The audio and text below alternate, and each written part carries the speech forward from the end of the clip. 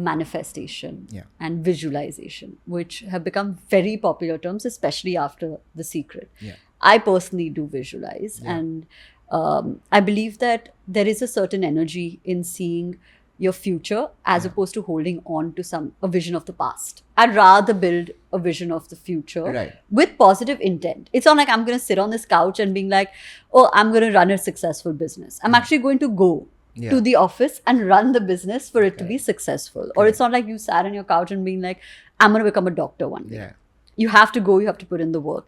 So positive intent or a future intent backed by strong action. And I believe that a lot of it, in my life at least, has manifested in the sense that things that are seemingly impossible, right? Like I often tell the story that back in 2016, I had said, I've always wanted to be on Forbes. And back in the day, my password would be Forbes 2016. I was very obsessed with the idea of being on Forbes since I first heard what Forbes was.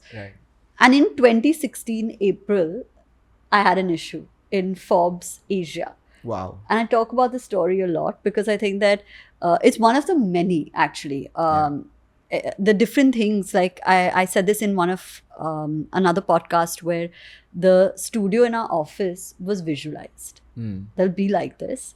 And it is in blood and flesh. It is like that. It is what we envisioned. Of course, there were many layers that went through it. But eventually, the final outcome was pretty close to what you saw a mental image of. Correct. So what is your opinion on this? Absolutely agree. Okay. The reason it works is because we make a lot of micro decisions in our lives. Which we may not even be aware of. कि अच्छा आज ये करना है कि ये करना है, इससे मिलना है कि नहीं मिलना है, where do I go for brunch, should I sleep early? These are all micro decisions. And we think that these don't really matter. But they do. Correct. So all our micro decisions are leading us in some direction. Now, take the example of Google Maps. Okay.